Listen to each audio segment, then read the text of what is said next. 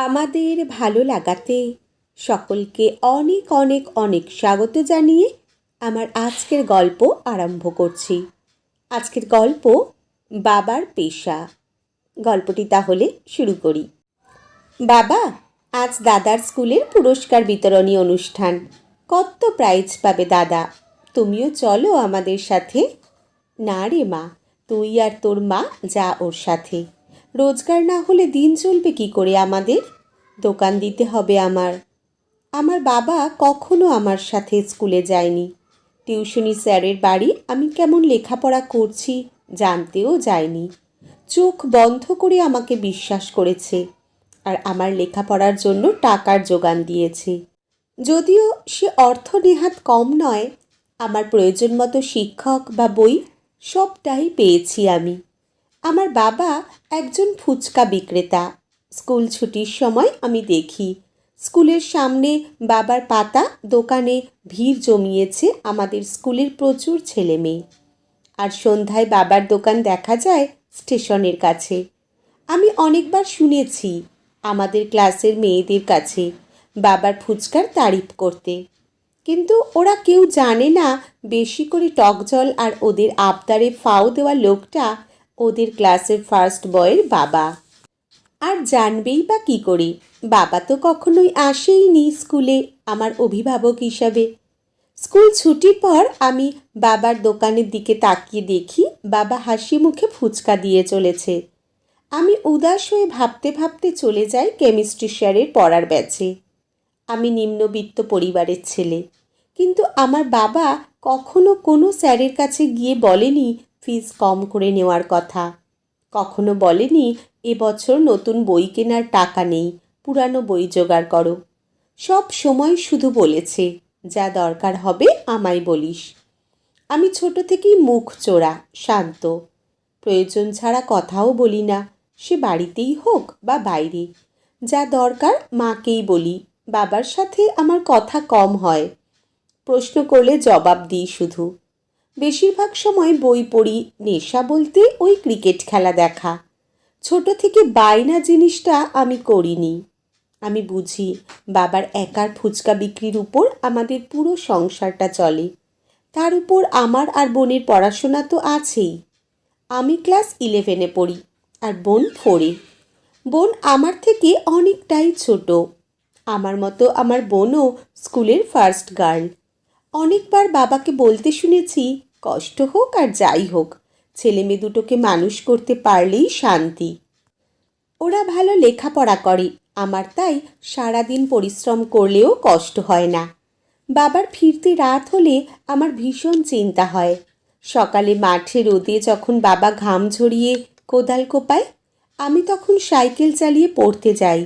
ঘামে ভেজা বাবার চেহারা দেখে ভীষণ কষ্ট হয় আমার, কিন্তু এই অনুভূতিগুলো আমি কখনো প্রকাশ করতে পারি না। আমার ক্লাস 11-এর দামি বইগুলো কিনে দেওয়ার জন্য বাবা সেবার 15 দিনের জন্য মাটি কাটার কাজে গেল। কাজ থেকে ফিরে 6টা 500 টাকার নোট আমার হাতে দিয়ে বলেছিল, সব কটা বই কিনে নিস বাবু। আমি তখন দেখেছিলাম বাবার হাতে লাল লাল ফোসকা, যা দেখে আমার চোখে জল চলে এসেছিল। আমার বোন ওই দেখে কাঁদতে কাঁদতে বাবার বুকে মুখ লুকিয়েছিল। আমি কিন্তু আড়ালে চোখের জল মুছে নিয়েছি, কাউকে দেখতে দিইনি। আমার স্কুলের অনেক ছেলে মেয়েই বলে আমার নাকি ভীষণ অহংকার ফার্স্ট হই বলে। কারোর সাথে কথা বলি না, সব সময় বই পড়ি। আসলে ওরা জানে না ওই বইগুলো আমার বাবার ঘাম ঝরানো টাকায় কেনা, যার দাম আমার কাছে বন্ধুদের সাথে আড্ডা মারা আর মাঠে নেমে ব্যাডমিন্টন খেলার থেকে অনেক দামি। ওরা জানে না ওদের থেকে আলাদা বসে টিফিন খাওয়ার কারণ, ওরা যখন টিফিন বক্স থেকে বের করে চাউমিন, পরোটা, স্যান্ডউইচ, আমার টিফিন বক্সে তখন পড়ে থাকে 2টো আটার রুটি আর হয়তো একটু চিনি। বাড়িতে আমি কখনো খাবার নিয়ে কোনো অভিযোগ করিনি। বোনটা মাঝে মাঝে বায়না করে, ছোট বলে হয়তো। বোন বাবার খুব ন্যাওটা। ছোটবেলায় বাবাকে কত দেখেছি পুতুল খেলার সময় বোনের পাতা চাপড়ে চাপড়ে বানানো লুচি আর জল আর মাটি দিয়ে তৈরি তরকারির তারিফ করতে। বোন মাঝে মাঝে আমার কাছে এসে বসে, বসে পড়ে, অঙ্ক করে। প্রতি বছর পুজোর সময় যখন আমি বোন আর মায়ের সাথে ঠাকুর দেখতে যাই, তখন বাবা কিন্তু যায় না। বলে পুজোটা আমার মতো ফুচকাওয়ালাদের আনন্দ করার নয়, রোজগার করার সময়। সেবার পুজোর সময় বাবার খুব জ্বর হলো। মা বাবাকে দোকান পাততে দিল না। এদিকে আমাদের ঘরে টাকাও তেমন নেই যে দোকান বন্ধ হলেও অসুবিধা হবে না। মা ফুচকা ভেজে রেডি করলো। আমি বললাম, আমিও তোমার সঙ্গে দোকানে যাব মা। বাবা অসুস্থ শরীরেও ক্লান্ত গলায় বলল, ও যে আমার রত্ন গো, আমার স্কুলে প্রথম হওয়া ছেলে ও। ফুচকার দোকান দিলে ওর যে খারাপ লাগবে, ওর সম্মান থাকবে না। আমি এতদিন পর বুঝলাম বাবা এতদিন আমার সাথে যায়নি, কারণ বাবা ভাবে সবাই যদি জেনে যায় আমি ফুচকা বিক্রেতার ছেলে, আমি তাহলে হয়তো লজ্জা পাবো। আমার বাবা জানে না আমি তাকে আর তার পেশাকে কতটা সম্মান করি, কারণ আমি আজ যা কিছু তা শুধু ওই ফুচকাওয়ালা বাবার জন্যই। পুজোর সময় মায়ের সাথে দাঁড়ালাম দোকানে। ভালোই ভিড় জমলো। দুজনে মিলে দাঁড়িয়ে দাঁড়িয়ে অনেক রাত পর্যন্ত বিক্রি করলাম ফুচকা। এর মাঝে অনেক ছেলে মেয়ে অবশ্য আমার দিকে আঙুল দেখিয়ে তাদের বাবা মাকে বলেছে, এটা তো রবিনদা।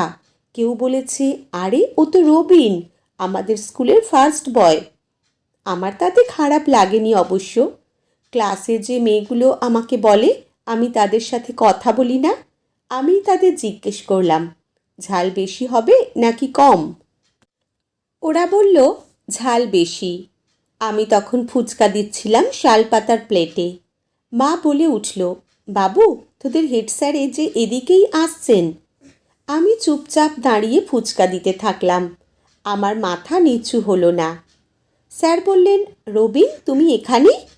আমি বললাম, বাবার শরীর ভালো নেই, তাই মায়ের সাথে আমিই দোকান দিয়েছি।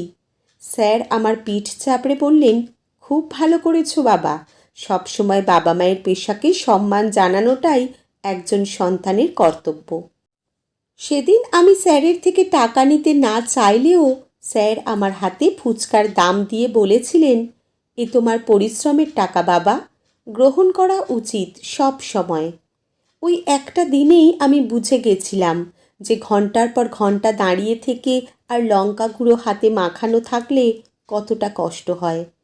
তারপর পুজোর বাকি দিনগুলো মায়ের সাথে ফুচকা বিক্রি করতে গেছি। ফেরার সময় বোনের জন্য এগরোল কিনে আনলেও নিজে 3টে চপ কিনে এনে জল ঢেলে 3জনে ভাত খেয়েছি। কষ্ট করে রোজগার করে মনে হয়েছে এগরোল খাওয়াটা বিলাসিতা। মা আমাকে অনেকবার খেতে বলেছে এগরোল, কিন্তু নিজে খাওয়ার কথা একবারও বলেনি। হয়তো মা আমার মতো করেই ভেবেছে। বাবা সুস্থ হয়ে আর দোকানে যেতে দেয়নি আমায়। স্কুলে অনেকেই জিজ্ঞেস করেছে, স্কুলের সামনের ফুচকা কাকু তোমার বাবা? আমি গর্বের সাথেই বলেছি, হ্যাঁ। সেবার উচ্চ মাধ্যমিকের রেজাল্ট বেরোলো। দেখা গেল জেলার মধ্যে সবচেয়ে বেশি নাম্বার পেয়েছি আমি।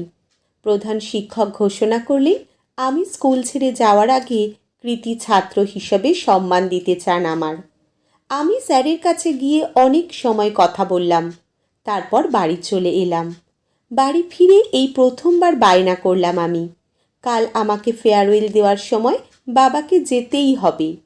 বাবা প্রথমে না না করলেও শেষে রাজি হলো। রাতে জল খেতে গিয়ে শুনলাম বাবা মাকে বলছে, প্যান্টটা ইস্ত্রি করে আনলুম বুঝলে, আমি লেখাপড়া জানি না, এত লোকের মাঝে কি বলতে কি বলবো, শেষে ছেলেটার অপমানিত হতে হয় যদি। আমার মা বলল, না তুমি ভুল ভাবছ, আমাদের ছেলে এমন নয়। মনে মনে বললাম, আমার আরও আগেই এরকম বায়না করা উচিত ছিল। সেদিন স্কুলের ছোট ছোট ছেলেমেয়েরা আমার 2টো হাত ভরিয়ে দিল ফুলে। অনেকেই নিজেদের গাছ থেকে তুলে এনেছে গোলাপ বা গাঁদা। প্রধান শিক্ষক মহাশয় বললেন, আজ আমরা আমাদের স্কুলের গর্ব রবীন দাসের হাতে তুলে দিতে চলেছি সেরার সেরা ছাত্রের সম্মান। আমি স্টেজে উঠতেই চারিদিক থেকে হাততালি শোনা গেল। আমি মাইক্রোফোনটা হাতে নিয়ে বললাম, আজ আমি সেরার সেরা ছাত্র। কিন্তু কার জন্য? দিনের পর দিন অক্লান্ত পরিশ্রম করা আমার বাবা মায়ের জন্য। আজ এখানে আমার বাবা এসেছেন, ওনার জন্যই আজ আমি সেরার সেরা। আমার বাবা একজন ফুচকা বিক্রেতা। ওই পেশার বাবার জন্য আমি আজ সফল। তাই ছোট ছোট ভাই বোনদের আমি একটাই কথা বলবো, বাবা মায়ের পেশা নিয়ে কখনো লজ্জিত হয়ে তাদের পরিশ্রমকে ছোট করবে না। বাবা মায়ের পেশা যাই হোক গর্বের সাথে বলবে, কারণ তোমরা আজ যা কিছু সব তাদেরই জন্য। আমি বললাম, আমি আমার সম্মান তুলে দিতে চাই দিন রাত পরিশ্রম করে আমাকে সেরার সেরা বানানো বাবার হাতে। আমার বাবা চোখের কোণে জল নিয়ে উঠে এলো মঞ্চে। চারিদিক থেকে শোনা গেল করতালি।